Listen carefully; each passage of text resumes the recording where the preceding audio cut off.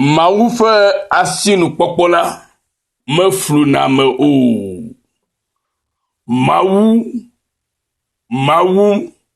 Mawu kenye Mawu ƒe asinukpɔkpɔ la meflua me o. Mawu ƒe asinukpɔkpɔ mefluna me o. Mawu ƒe asinukpɔkpɔ ya mefluna me o. Wo ɖeka ƒe asinukpɔkpɔ mele. Eƒe asinukpɔkpɔ mefluna me o. Yame ɖeka ƒe asinukpɔkpɔ mele. Yeƒe asinukpɔkpɔ mefluna me o. Mefluna me o. Yeƒe asinukpɔkpɔ mefluna me o. Yeƒe asinukpɔkpɔ ya mefluna me o. Yesu ɖeka ƒe asinukpɔkpɔ mele. Yeƒe asinukpɔkpɔ mefluna me o. Kristo ɖeka ƒe asinukpɔkpɔ mele. Yeƒe asinukpɔkpɔ mefluna me o. Mawu ƒe asinukpɔkpɔ la mefluna me o. Nɔvi lɔlɔtɔwo mebe mabio se be wo hã etɔ kpɔna aƒetɔ Yesu Kristo ƒe asinua. Etɔ kpɔna eƒe asinu maha. Elabe ame sia ame si ke kpɔna Mawu Kristo Yesu kenye Mawu ŋusẽkatãtɔ ƒe asinu la maɖuŋkpe akpɔ gbeɖe o. Elabe eƒe asinukpɔkpɔ la mefluna ame o. Eya ta megato eya dzi le gbe do na mia dometɔ ɖe sia ɖe le egbe ƒe ŋkekea me hele gbɔgblɔ be aƒetɔ ƒe asi sesẽ, gbɔgbɔ kɔkɔe ƒe amekpɔkplɔ eye aƒetɔ ƒe amemenɔnɔ kple yeƒe ŋusẽ la nanye mia dometɔ ɖe sia ɖe tɔ le egbe ƒe ŋkekea me le miaƒetɔ Kristo Yesu ƒe ŋkɔa me. Kpɔ Mawu sinu ko, nɔvinye, kpɔ Mawu sinu ko. Elabe yeƒe asinukpɔkpɔ la meflua ame o. Kpɔ mɔ na aƒetɔ Mawu eye nàsẽ ŋu eye nàlé dzi ɖe ƒo. Kpɔ mɔ na aƒetɔ Mawu eye nàlé ŋku ɖe eƒe mɔwo ŋu. Ekema ado wo ɖe edzi ne nànyi anyigba la ƒe dome. Kpɔ mɔ na aƒetɔ Mawu eye nàdzɔ eƒe nyasinu. Kpɔ mɔ na aƒetɔ Mawu, sẽ ŋu eye nàlé dzi ɖe ƒo. Se nya yawo kem nɔvinye ne nàtsɔ enya siawo ade dɔwɔwɔ me ne nàkpɔ be ɖe Mawu ke subɔm nye kplo mi le ɖe enye Mawu ke do akpe nu yolo alo medo akpe nu maha. Mawu ke subɔ mi le la emedo akpe naneke o eye naneke hã mewu wɔwɔ nɛ o. Eya ta wòle be ewo enye mía ame siwo katã nye tɔ eye eya ƒe gbɔgbɔ le mía kplɔm la, edze bena le nuwo katã me la eya ƒe asinu ko míakpɔ eye míasẽ ŋu eye míalé dzi ɖe ƒo ɖe eya ma ɖeka ko ŋu. Eya ta wòdze be nàkpɔ mɔ na aƒetɔ Mawu eye nàlé ŋku ɖe eƒe mɔwo ŋu. Eƒe mɔ siwo tanɔ la nàlé ŋku ɖe wo ŋu be ye le mɔa dzi zɔm nyateƒea. Nàlé ŋku ɖe eƒe ɖoɖowo ŋu be ɖoɖoawo ɖe ye le agbenɔ ɖe nua. Ne ele nenema la ekema ado wo ɖe dzi ne nànyi anyigba la ƒe dome.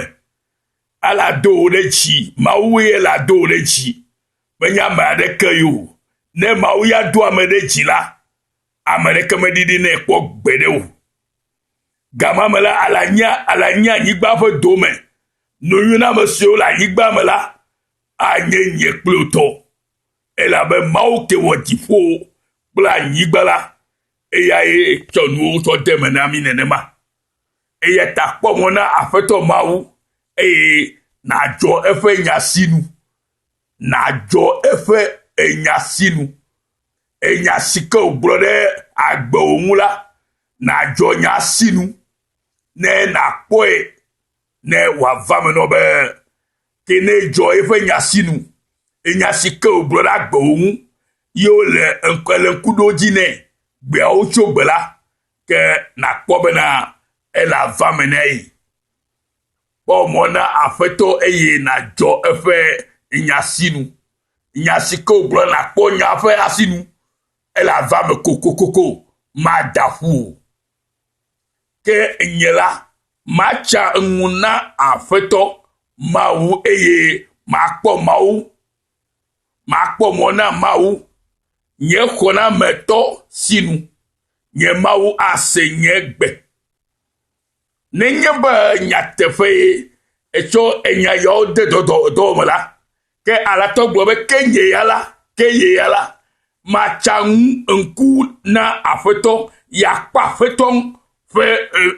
aƒetɔ kple yeƒe ŋku yatsa ŋku be yakpɔe fi ka wòle o eye tete aɖe ɖokui fiɔ eye nàkpɔ mawu ke nye kpeƒe xɔnametɔ ɖe ya le akpɔ eƒe asinu wo mawu ke nye mawua ase miaƒe gbe nenye be miedo gbe ɖa nɛ mawu ƒe asinukpɔkpɔ meflɔ ame o nɔvinye eye na ɖo ŋu ɖe ŋu nyateƒetɔ if you really trust the Lord nenye be exɔ dzi se ye ka ɖe dzi be eya koe nye yeƒe mawu eye eya ƒe asinuko yakpɔ eye nya be yeƒe asinukpɔkpɔ mena be ŋukpea me o la ne tsɔ xɔse ma le mawu ke do ŋugbe ɖe agbewo ŋu hegblɔ nya ɖe agbewo ŋu hebla nu mavɔ ke nye ŋutifafa ƒe enu eye wòbla ɖe nye kpɔ ƒe agbe ŋu la ame ɖeke mele ati o ta nenye be etsɔ emo ɖe ŋu etsɔ wò ŋku ɖe ŋu eye le ƒe asinu kpɔm la xɔnametɔ yanye na wò eye axɔ na wò le xɔxɔ yi aɖe wò le ɖe yi akpɔ ta wò le ametakpɔ yi ayra wò le yayra yi eye wòave nu le amenuve yi elabe mawu ye do ŋgbe eye mada dzi o eye eƒe ŋugbedodo ke do ɖe nye kpɔ ƒe agbe ŋua abe mawuvi ke mi nye enea abe eƒe dukɔ ke mi nye eye wònye mawu na mi ene la nɔvinye kpɔ yeƒe asinuko elabena ŋkekeli gbɔna be woaɖo wò gliwo egli gbagbawo ɖe woatrɔ ɖo ŋkekeli gbɔna nenye be wòtɔ yi ɖe agbalẽ ke wòyɔna be Mixa ƒe agbalẽ ta amadre kpukui amadre ye la xlẽ ke nye la matsa ŋu na aƒetɔ mawu eye makpɔ mawu nye xɔnametɔ sinu nye mawu ase nye gbe praise the Lord ya he kukua me nya gbe be nye futɔ meganɔ dzidzɔ kpɔm ɖe eŋunye o elabena ne medza anyi la magafɔ eye ne mebɔbɔ nɔ viviti me la aƒetɔ mawu ye nye nye kekeli haleluya mawu nenye wo kekeli nɔvinye nenye be tse nɔ viviti me la ke azɔ nenye be mawu etrɔ zi eƒe kekeli sia eya mekele kekeli me zɔm la ye la te kpɔ nu si ke le kekeli nu eya ta nɔvi edza nyi tsava yi gake la azɔ la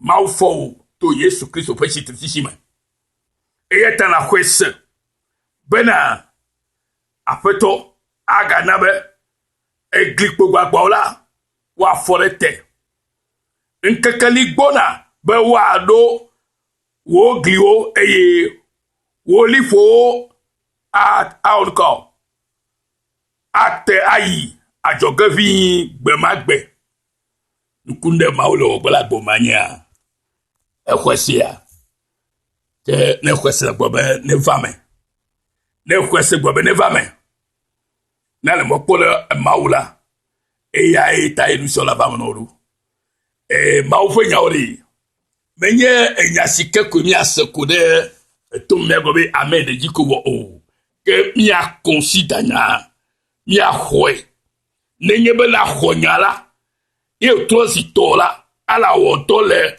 enya pa musa kele yamala ye le do gala gbome mi se na megelo se na nyabo ma fo nyanya e vivi toro ma fo nya o fa ma gbo nya nyude go mo ko ne o seko ayo to fi no vai de fi ko avo pa to le agbomu bo ye ba ese ye ko ya tu e o to si to le mola ala wo e fe do le mo koko madamadai e yeta pomole mau afeto kama mavo mau ya ke yo be menye ke nye gome je kle nuwa ke to anu gome ya ji wanu yinila na do unentila ala pom ti kokele agbome ala pom ofo ti kokele agbome e kafukafa ine ya fa imi afa afetoma ke wo dosi okatale ye propa gome o yiro kede to nya siome le Kristo Yesu pon kwame le Kristo Yesu pon kwaji le Yesu pon kwata